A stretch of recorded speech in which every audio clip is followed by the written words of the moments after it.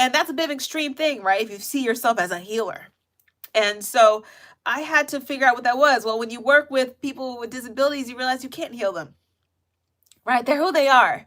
They have to, you can support them though, and that can be a healing presence. And then the same thing with art, right? I wasn't going to make this work of art that was going to heal the world, but I can make something that people would be inspired to begin to start to heal some of those things that they're working through.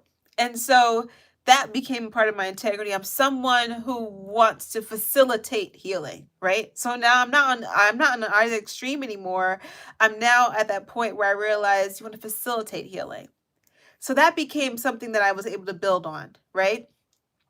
I'm not extreme in either way, but I know I'm in the facilitation process. One of the hardest things was watching my friend go through everything she went through with cancer, and I watched her get better, better and better, and then I watched her decline. And the whole time I'm sitting here as the Reiki master, if you will. She never once asked me to give her Reiki. I'm glad she didn't. But she never once asked. And don't think I didn't sit there sometimes just sitting there like this and, like, but unless she wanted it, she wasn't, it wasn't really for her. She never once asked me to give her Reiki. And as I was reflecting today earlier, I was talking to one of her friends who became my friend, through her, of course. I was saying how she was preparing us. She was preparing us for this process. And one of the things that she was preparing us to understand is that life is to be lived. Life is to be lived. And so that was the other thing, right? In both of these extremes, one idea of the whole glitzy glamour, I thought that was the life, right? This is the life that I want to live.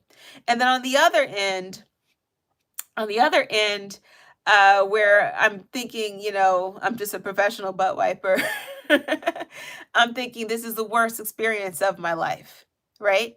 But if you look at it for real, I was sharing myself with another person, and I was being my authentic self with them.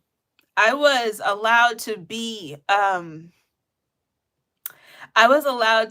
faulty, not perfect. I mean, I'd be at work sometimes and I could have a bad day. And it was so weird how one of my clients, all my clients, they would tap into that. They'd be right there with you. If you were having a bad day, somehow they knew what to do. And you're talking about nonverbal clients to verbal clients to autistic, being on the autistic spectrum, being on the spectrum with autism. And people always say autistic people can't tap into your emotions. They sure the hells can. They can.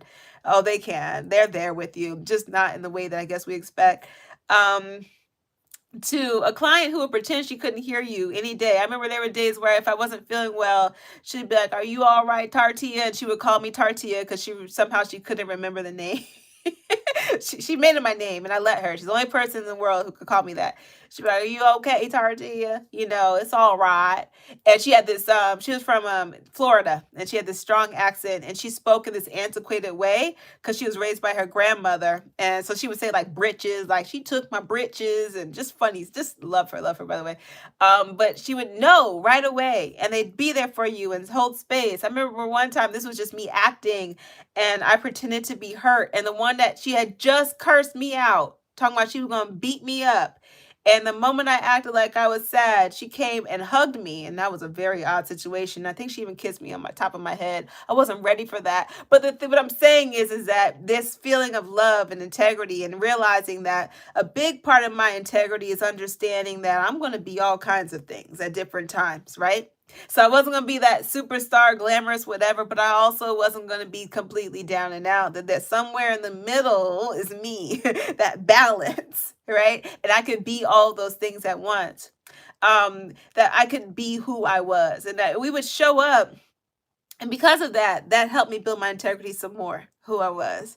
And so there were times where all of us could be having a rough day, hear the worst news or whatever, and we all come in and just support each other and love each other.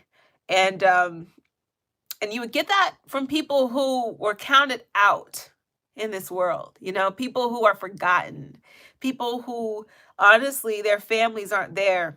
I had people who their family never came, they never showed up, or their family might come, but not necessarily in the way they needed, right? Just to be seen, to be heard.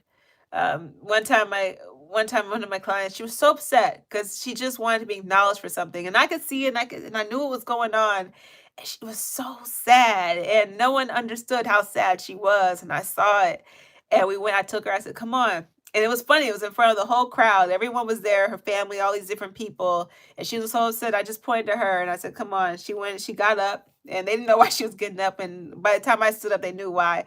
We went outside. We just stood out in the rain. And I said, "Just cry."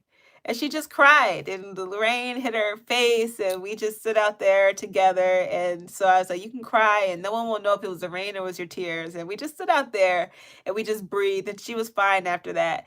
But it was that ability to be seen and heard and know that we could be there for each other.